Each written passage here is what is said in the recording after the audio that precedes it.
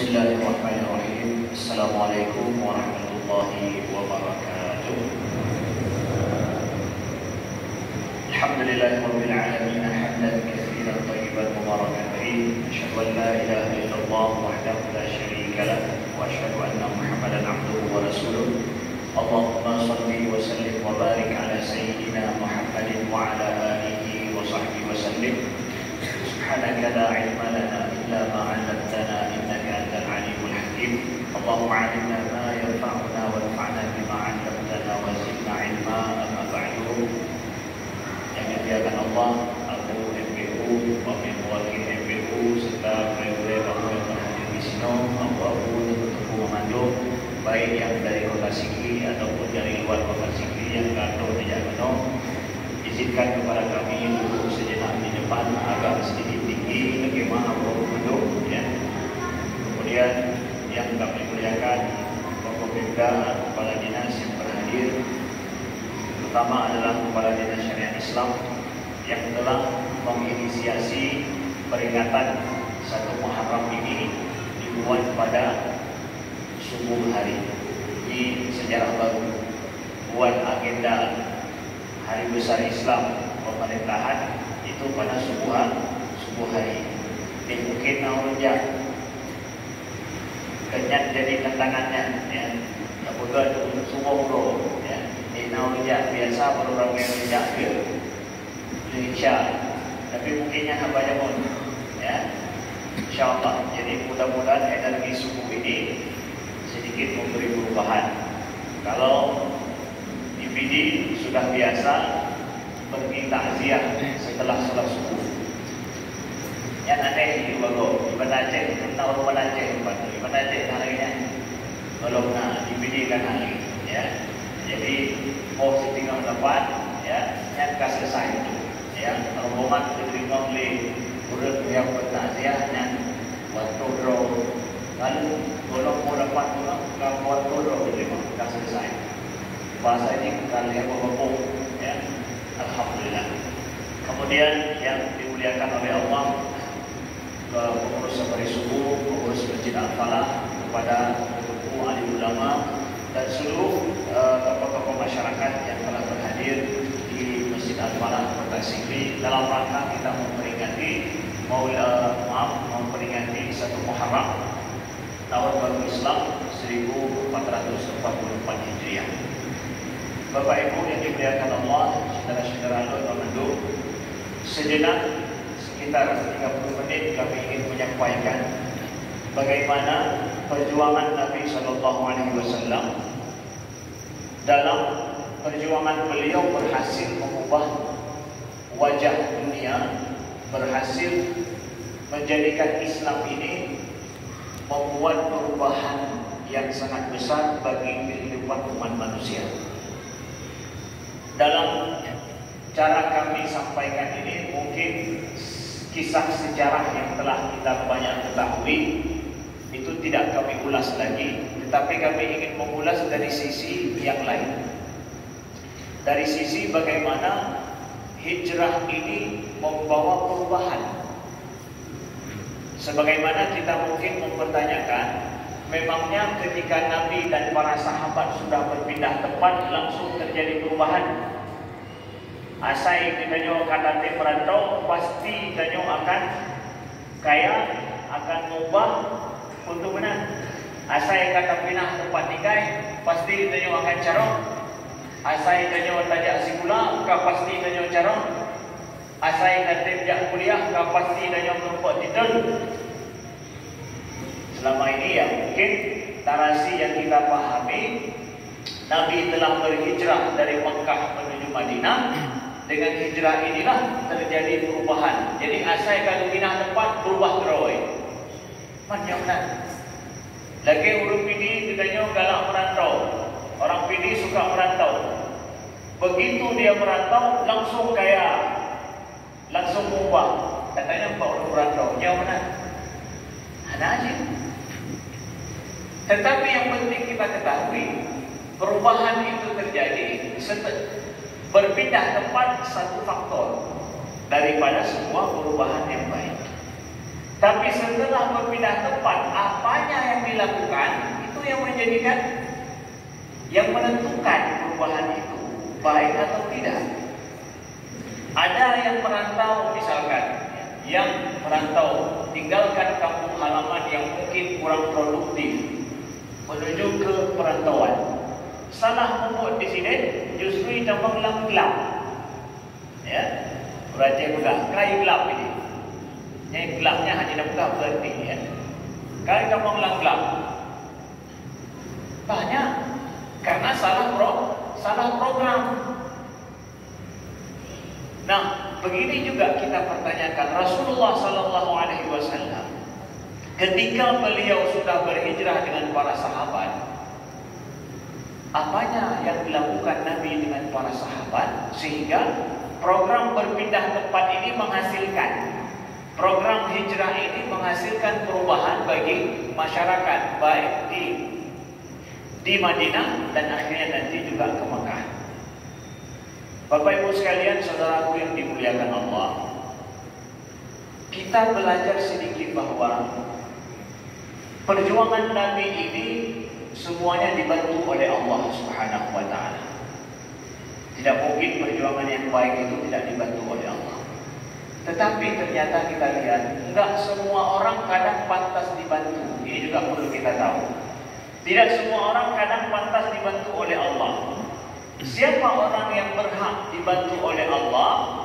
Itu adalah orang-orang yang dia dalam perjuangannya tidak pernah mengenal putus asa. Kalau kita lihat Nabi di Mekah, nampaknya nggak mungkin Nabi tidak berhasil secara langsung dakwah beliau. Berhasil langsung, ya, maksud saya. Maksud kami berhasil secara langsung. Walaupun berhasil Nabi di Mekah, tapi berhasilnya tidak langsung. Itu adalah pribadi beliau yang sangat dihormati dan diakui bagaimana Shadiqul Amin. Kemudian kerabat keluarga dan marga Nabi itu adalah marga sangat terpandang di Mekah. Ya, sangat terpandang di Mekah. Quraisy itu betul-betul mendapatkan penghormatan di Mekah itu. Rasulullah Sallallahu Alaihi Wasallam secara pribadi dan juga keluarga beliau adalah luar biasa. Tapi ternyata itu semua tidak menjadikan dakwah berhasil secara langsung.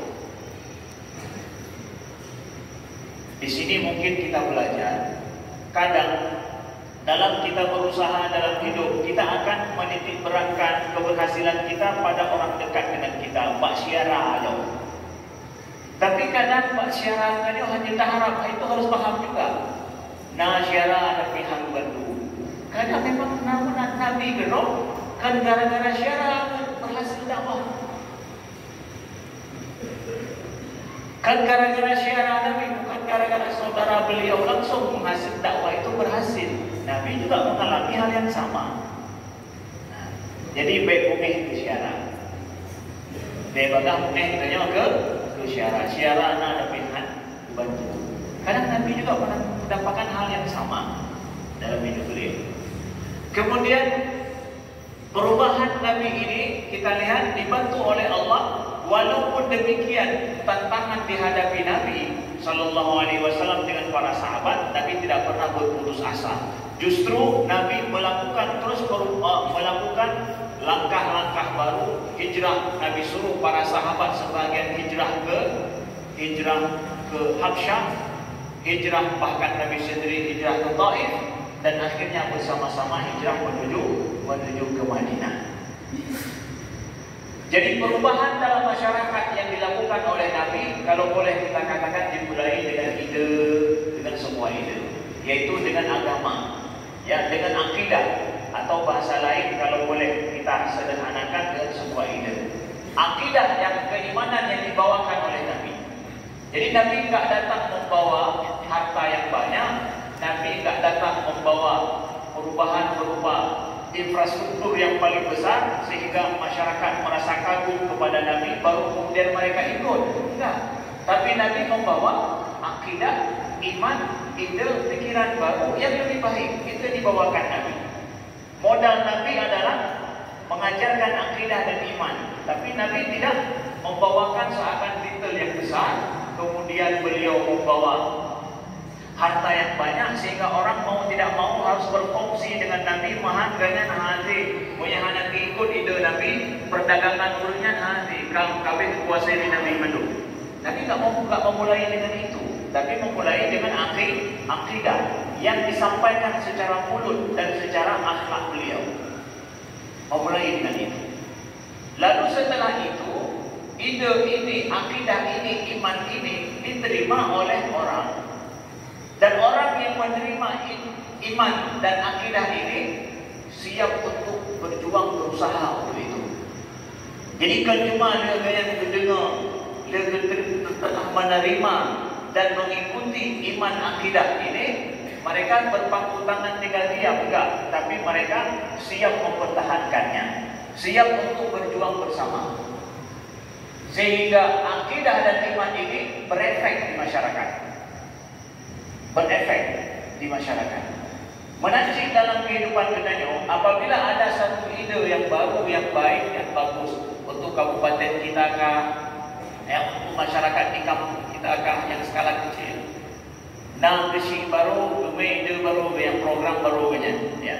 Tapi hanam zero yang penting. Hanam zero yang didukung. Le dukung le yang hanam buat apa lo? Kita mau dukungnya baik, tapi besi mana yang membuat zero? Atau itu kayak menalino, ya. So yang ide baru, ganyan pun dibuat, ya. Siapa yang bawa ide baru, pikiran baru, dia sendiri yang harus buat. Pak ganyan dari buat. Yang lain katanya nak press, yang berhasil di bawah. Pada berhasil di bawah.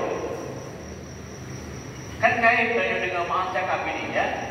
Siapa saja yang berani mengutarakan hal-hal yang baru yang terbaik, maka dia harus kalau di masyarakat kita, ya.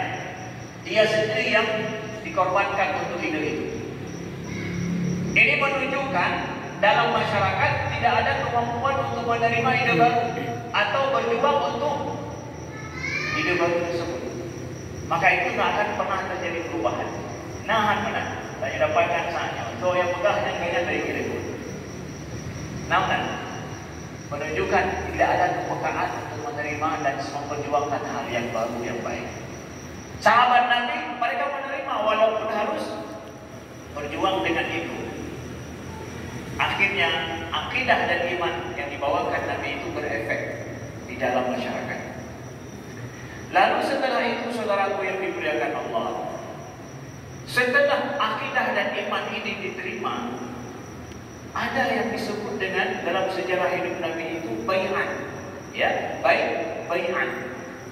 Bai'an antara kaum Ansar yang hijrah, yang beriman dengan Nabi. Mereka berjanji untuk menolong Nabi dan para sahabat, hijrahlah ke Madinah. Mungkin hijrah ini tidak terjadi kalau bai'at ini tidak terjadi. Bai'atnya kedua, bai'at Aqabah pertama, bai'at Aqabah yang kedua, itu apa?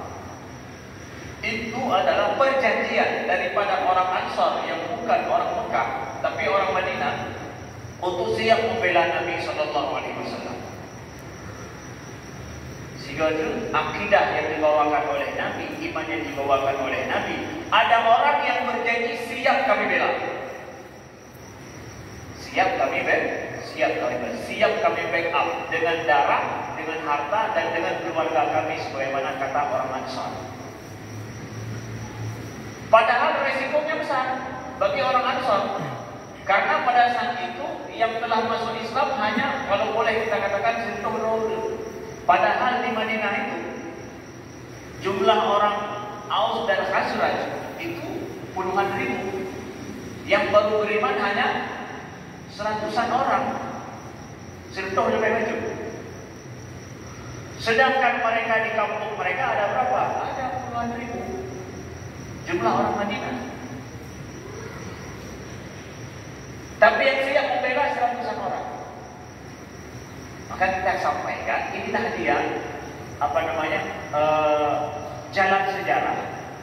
Sebuah perubahan yang baik itu akan berefek dan akan semakin baik apabila memang ada orang yang siap berjanji memperjuangkannya. dan siap untuk berkorban untuk itu, walau di awal jumlahnya sedikit, tapi nauru yang betul-betul komitmen untuk itu. Maka lalu kita katakan bahwa kita dulu cara-cara dulu ya. Orang pintar-pintar banyak, tapi kenapa tidak ada perubahan? Bahkan masyarakat, bahkan pemerintah hanya lebih baik. Bahkan masyarakat banyak hanya lebih baik. Yang komitmen untuk kebaikan itu berapa orang? Dari orang ini kita misalkan ada berapa ratus ribu orang kita orang ini. Waduh, tanya. Penuh 50 ribu.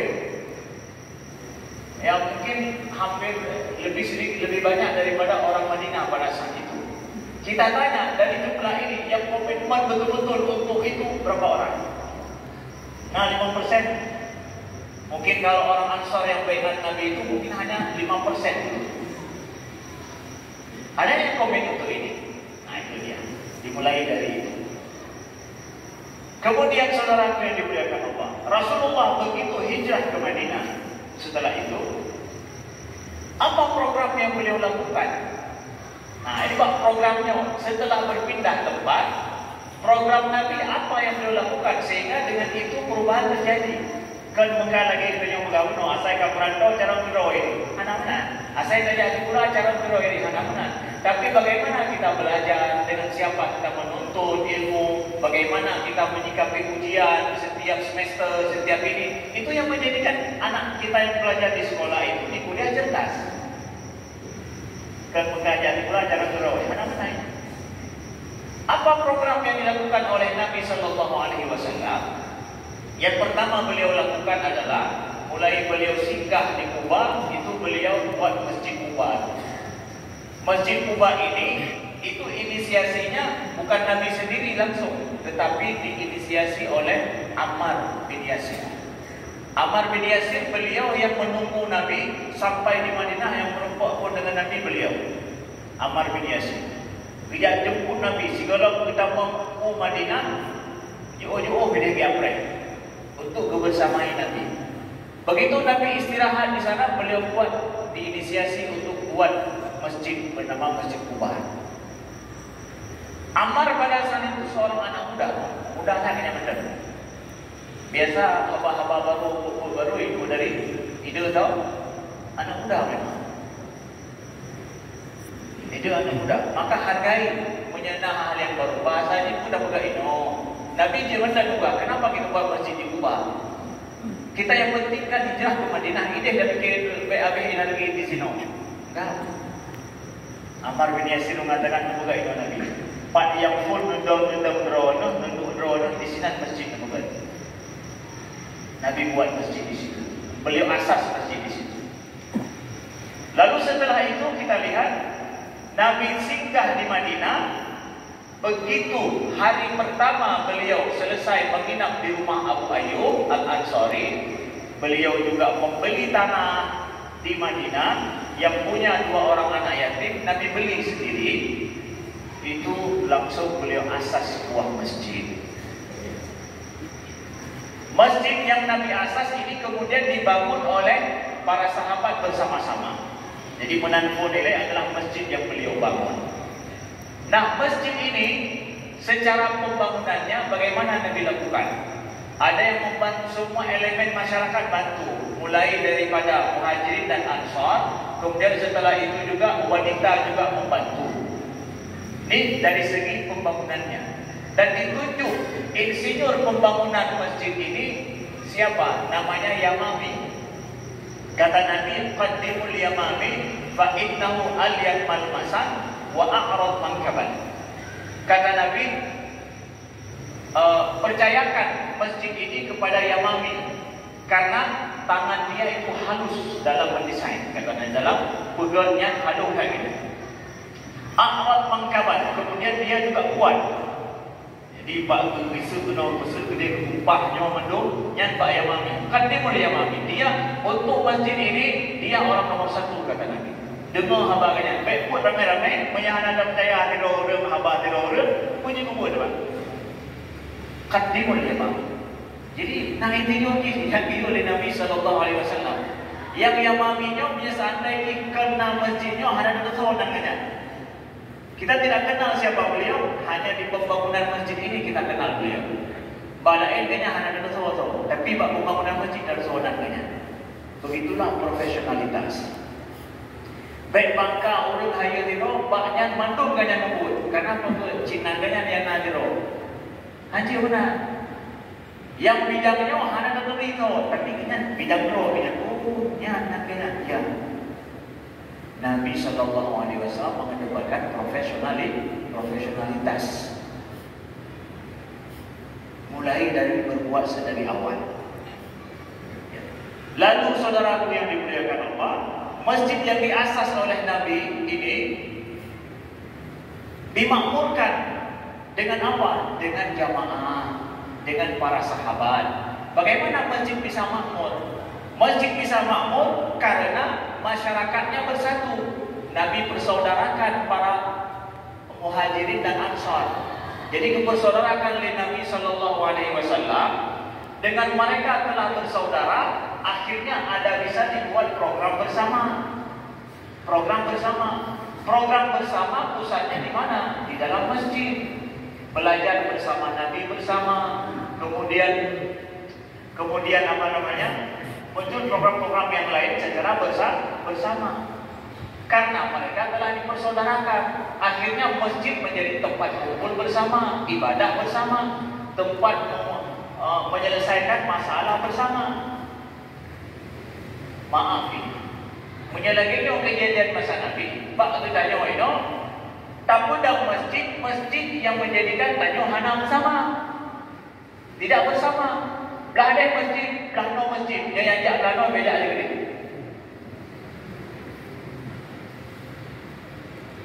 Persaudaraan tidak ada. Lalu persaudaraan kita tidak ada, masjid memisahkan kita. Lalu dah pegang anak makmu sangat masjid ni. Maka yang ajak kena, hanya ajak lagi gede, yang ajak gede, hanya ajak lagi kena. Nabi persaudarakan masyarakat. Akhirnya masjid terkabur. Anak teh ramai-ramai dari ke situ kemudian berkumpul semuanya. Ada fenomena di masyarakat kebalikan itu. Masjidlah yang memisahkan kita. Man betul lagi yang masjid yang memisahkan kita. Enggak, masjid mana mampu memisahkan kita. Tapi kita sudah berpisah duluan, lalu perpisahan kita abadikan dengan masjid yang berbeda. Tanya si kahana pah pikiran. Atau kadang ada tokoh masyarakat, iganya gedau belah no, iganya gedau belah ini. Hanya bersatu tanya. Akhirnya tanya taglang masjid roh, iganya taglang masjid roh. Jadi masjid itu mengabadikan perpisahan dalam masyarakat. Tidak boleh begitu. Makanya tidak makmur akhirnya masjid. Gara-gara persaudaraan dulu, ukhuwah dulu. Lalu masjid mengabadikan ukhuwah kita itu. Ibadah kita akan semakin nyaman. Setelah itu apa yang dilakukan oleh Nabi kita Muhammad Sallallahu Alaihi Wasallam? Beliau membangun pasar. Setelah masjid disatukan ukhuwah, kemudian diabadikan dalam sebuah monumen masjid. Di situ terus terjadi kegiatan sentral masyarakat. Lalu Nabi membangun pasar. Pasar Madinah kita ketahui sebelum Nabi berhijrah itu makmur sekali. Pasar Madinah makmur dengan kegiatan yang sangat luar biasa. Pasar sudah ada, besar pasar kota Madinah, besar pasarnya. Tapi pasar kota Madinah dikuasai oleh orang Yahudi. Padahal orang Yahudi itu pendatang, bukan orang Arab di situ. Tapi mereka pendatang. Mereka yang menguasai Yahudi apa? Ada beberapa bani orang Yahudi di sana, beberapa suku banyak. Tapi yang menguasai pasar Madinah itu Yahudi Bani Qainuqa. Yang badan yang pulau bawahnya, yang pulau sembako bawahnya, itu bawahnya. Sampai kita ketahui mereka masih mencokol di Madinah bagian sembako sampai Nabi wafat. Nabi menggadaikan baju besi beliau pada orang Yahudi. Demi untuk Beliau berhutang sembako, bahasa Indonesia ya, kurma dan yang lain. Berarti masih ada yang bercokol di situ, dibiarkan oleh Nabi karena dia siap untuk berdagang secara baik. Ya. Nah, apa yang dilakukan oleh Nabi untuk membangun pasar? Diusir orang Yahudi atau apa? Nah, mungkin Nabi usir orang Yahudi di situ. Kalau tepu-tepu datang kata usir orang Yahudi, dan yang mandang di awalnya pemble senjata lengkap, tak mungkin. Nabi bangun pasar lain yang kecil, walaupun kecil, pasar lain khusus untuk orang Muslim di jalan pintu masuk kota Madinah. Nah, jalan pintu masuk kota Madinah. Nabi ambil tempat yang berbeda. Kalau itu di tengah kota, ini dibuat di jalan masuk kota Madinah. Kenapa? Ekspor impor mudah. Jadi udemnya itu dengan ekspor impor yang mudah, orang tidak lebih luar pedang kedamang langsung di pasar umat Islam langsung berubah. Ya. Lalu yang kedua, secara tempat dibuat begitu, secara idenya juga Nabi ubah. Pasar Madinah itu di situ penuh dengan penipuan, tipe di sini, kemudian riba terjadi di situ, akhlak hana orang di pasar Madinahnya pada saat itu. Ya. Karena yang berkuasa Yahudi, punya Yahudi berkuasa, ya akal Yahudi dan Madinah, jelas ya. Kita benar, akal Yahudi. Menyangka Yahudi harap yang lagi pak. Man punya pasar, kalau pasar kita dikuasai diurusi orang menang-menang, yang akhirnya itu mau. Punya dikuasai oleh orang kurencik masjidnya, pasarnya. Dikuasai oleh orang kelencik pasarnya. Dikuasai oleh orang Muslim. Akan Islam juga prakteknya di situ. Kata Nabi SAW, "Man ghasyana falaysa minna." Yang untuk pegang pasar itu oleh Nabi, yang dipayar kamu, kau nurut kamu. Pegang apa semua pedagang. Inspeksi dari Nabi SAW pasarnya. Dia Nabi pegang pasar, para umat Islam berdagang di pasar itu, jual beli di situ. Nabi buat ada prosedur akhlak etika di pasar. Yang awal hana di pasar Madinah. Man ghasyana falaysa minna, yang dipayar kamu yang hadir bersama kamu. Kata Nabi, at-tajir as-saduq al-amin ma'an nabiyyin wa syuhada'i was sholihin. Seorang pedagang yang jujur dan amanah, maka dia akan bersama para anbiya, bersama para syuhada, dan bersama orang-orang soleh, kata Nabi. Kemudian dasar akhlak dalam pasar. Ini berlaku dalam pasar Madinah yang baru dibuat oleh Nabi. Akhirnya kepercayaan para pedagang tumbuh. Beda ada pasar ini ke pasar baru. Pasar baru punya hana sertifikat akhlak ini hanya dalam mengenai. Orang ketika mendapatkan perubahan perbedaan di pasar ini ya sudah pulang. Majulah pasar umat Islam kota Madinah yang mulai ditinggalkan. Makin le dalam Islam, makin hana jadi bapa saya. Jangan pakai lebih nyaman, lebih mudah sebenarnya. Mangan, hana so diperi. Nah, kita tahulah dalam fikih itu bagaimana praktek jual beli. Menyedak air harus pegang. Silakan kemudian untuk dipilih sendiri oleh pembelinya, pegang air. Kan juga tak beda dengan pasar. Nah, ini kemudian menjadikan pasar itu menjadi ekonomi pun kuat. Maaf ini kita sekarang di pasar kita. Nah masalah dengan pasar ini. Ada masalah kan dengan pasar kita? Kita sorot sedikit pasar kita untuk perhatian pemerintah kita. Secara letak sudahlah tidak ada masalah. Tapi kondisi pasar secara pemandangan sendiri seperti apa? Padahal di situ makanan kita setiap hari. Coba lihat bagaimana tempat penjualan daging misalkan. Itu masalah penyembelihan daging di pasar. Apakah itu terjamin? Tidak. Padahal itu masalah syariat Islam. Menyediakan pasar daging di penyusup. Kenapa katanya hana merasa katanya? Apakah disembelih dengan benar? Tidak. Yang menyembelihnya punya bahasa fikirnya pun tanya di kampung menjaga lembu baik dia. Akhirnya kena kanuri pleh warna kuih le. Aman jangan ada lembu le ni. Kenya mana di kampung ni? Tinggal orang ni. Mihana gua warna kuih belang pleh warna kuih belang. Di mana dia? Kenapa? Yang menyembelih itu paham betul-betul hukum. Oh sekarang penyertai sembelih basi lembu empat. Nawalik di bernon itu. Orang bernon ya dia katanya menikah mana? Tiuro hano ya. Tiuro PNC kan. Nah, enggak masalah sekarang. Dengan cara apa? Dididik orang yang terpercaya ya. Untuk ini yuk, tugasnya adalah menyembelih di bawah sertifikat pemerintah misalkan. Dan ini PD dah buat perbuk apa? Perbuk katanya bahwa daging yang beredar di pasar itu harus keluar dari tempat penyembelihan. Di sini bekerja orang-orang yang dipercaya untuk mesti contoh misalkan. Atau kalau pun tidak begitu, setiap pasar-pasar daging itu yang dimestikan jelas yang karena sertifikat dari MPU dan gitu. PU kalau nyo mesti. Entahkah tebu-tebu dan nyo dalam masalah. Tapi jelas apa di proses secara higienis. Contoh misalkan. Lalu di pasar kita hari ini apa yang terjadi? Masalah praktek riba negara. Ya, bank keliling. Ya. Itu membuat di pasar kita, ke pasar Kota Sigli khususnya. Saya nggak bicara kalau di Gunung pun kena oleh dan, ya, baju-baju. Ya, wahana dalam kahan aja dan baju-baju nak. Ya. Itu buat bank keliling di tempat kita yang mereka memberi pinjaman secara ribawi. Jangan lupa ada yang telah bunuh diri gara-gara itu. Itu tonggak sejarah.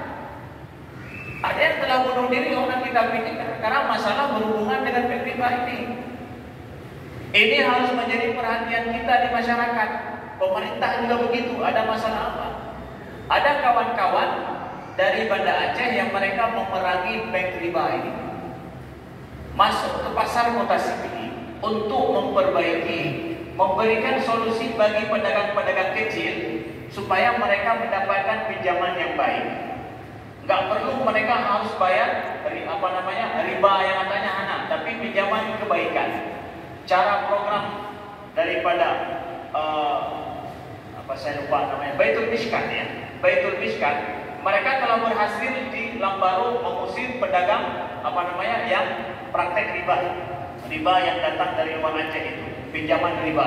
Mereka telah berhasil masuk ke kota ke Sigli dan kita backup daripada jamaah di sini. Kita kumpulkan bantuan untuk mereka ada modal masuk ke kota Sigli ini, ke pasar Kota Sigli. Mereka laporkan kepada kami. Ini ingin kami sampaikan sedikit. Mereka laporkan kepada kami, sulit kata bang sini, berat, susah.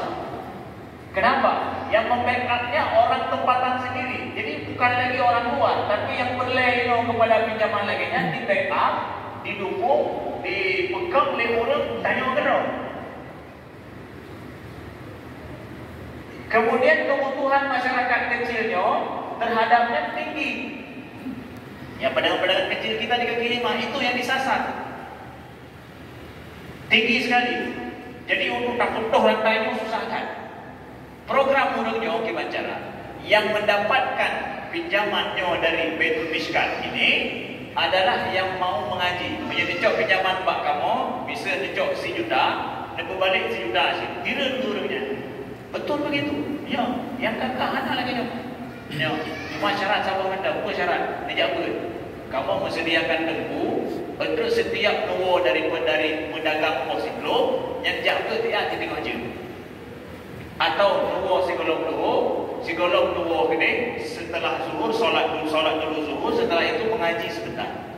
Mereka buat program seperti itu. Yang mau aktif mengaji, pinjaman akan diberikan lagi. Atau yang anak tahu bah mindset beliau ini, anak akan sih. Di pedagang juga daripada kerja mereka kacau yang mana dia yang sebenarnya hai lebih kaya punya.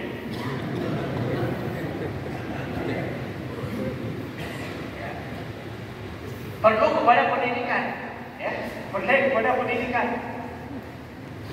Yang harus menjadi perhatian daripada Bapak PJ, perhatian daripada kita masyarakat bersama. Tempat di mana pasar kita itu, orang yang menjual kepada kita mungkin pulau sayur mayur yang umumnya kadang mencoba pinjaman secara ribawi. Dan yang diurut dan pulau bawahnya. Mereka korban. Ini harus menjadi perhatian kita. Itu dilakukan oleh Nabi dulu, dibersihkan praktik riba seperti itu. Saudara dimuliakan Allah. Ya. Ini mungkin ingin kami sampaikan dan juga di akhir daripada ini, insyaallah taala, masjid kita makmurkan. Ini sudah terbentuk masjid kita yang besar di sini. Jauh beraya masjidnya. Kemana saya pergi, entahkah ke Langsa ataupun ke Aceh-Aceh yang lain, ditanyakan kapan siap masjid itu Ustaz. Yang masjid ini Ustaz banyak ilmunya, entah hari ini masjidnya. Kemarin saya pulang dari Lok Semawai lagi 2 hari yang lalu, juga ditanya, hebatkah masjid ini Ustaz? Lebih banyak daripada masjid kamu Islam di tender. Ternyata dari kala-kala bingung lebih banyak daripada masjid. Betul memang. Lebih banyak daripada. Masalahnya nanti adalah abu-abu kedanyo yang kedua-dua mampu itu. Yang mesti kedanyo mampu itu. Kalau tidak ada lift lagi Masjidil Haram mungkin ada pun yang bukan ini. Lift untuk Masjidil Haram ataupun lift untuk dengan yang operasionalnya besar, kosnya tinggi. Yang boleh dipikir kepada pemerintah untuk dibaca dan kemudian punya tempat parkirnya jauh. Hai jauh dengan. Apalagi tempat parkir dengan tempat duduk berjauhan. Saya menyebut anak jalik no. Makanya haflah lagi masjid bernun kepegan menanya duduk je nak. Dan kepegan dapat duduk. Maka kemudahan orang begitu. Di mana tempat kita duduk ke itu. Itu menjadikan masjid makmur. Maka besok kalau enggak makmur bukan gara-gara orang hampir banyak. Juga desainnya seperti apa. Ini harus dipikirkan dengan baik si golong masjidnya ini.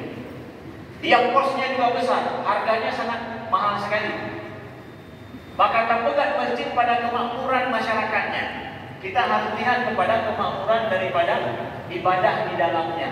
Nyo berlain dari kala. Oh masjid ini memudahkan masjid tingginya, anak payah jauh bedanya, menyanyi payah, roti payah ini. Kira-kira tak yang mudah. Biar ditambah kena payah roh gitu ya. Ini payah lagi ya. Nah, ini mohon diperhatikan baik-baik ya. Masjid itu adalah demi kemudahan ibadah, bukan kitanya untuk megah-megah pada wahnya. Ini harus diperhatikan. Pemerintah kamu ya, memegang masjid memudahkan masyarakat, bukan mau megah-megah wah-wah dari segi bangunan kita. Nah, ya, ini mohon menjadi perhatian kita. InsyaAllah Taala masjid kita akan indah, baik dan juga makmur. Itu sangat penting sekali. Dan mudah-mudahan masjid menyatukan kita, masjid menjadi sentral masyarakat dan bagi pemerintah. Jadikan masjid itu tempat agenda pemerintahan juga. Agenda pemerintahan. Lagi-laginya, subuh energi subuh dipilih sudah ada. Mohon dilestarikan. Subuh Sabtu ada, subuh Minggu ada. Jadi program-program kemasyarakatan itu boleh dilaksanakan di masjid dan juga mengaktifkan semua elemen masyarakat. Dekatlah dengan masjid. Pegawai-pegawai kita, begitu juga Polri dan TNI, mari diarahkan dalam seperti ini, itu mari sama-sama menyatu. Kahana menyatu katanya di luar, di masjid kita menyatu. Mohon kepada Bapak Kapolres, Bapak dan tim juga untuk bagaimana sama-sama dalam perayaan seperti ini menyatu. Begitu juga untuk agenda solat subuh kita bersama. InsyaAllah. Sekian terima kasih. Lutuan lakemaan. Apabila anda kata lutuan yang silap dan salah, mudah-mudahan Allah berjumpakan kita selalu dalam kebaikan dan perubahan bagi PD ke depan yang lebih baik dengan semangat baru kita adanya PJ yang baru menjadi semangat baru bagi kita bersama. Alhamdulillahirabbil alamin hamdan yuwafi ni'amahu.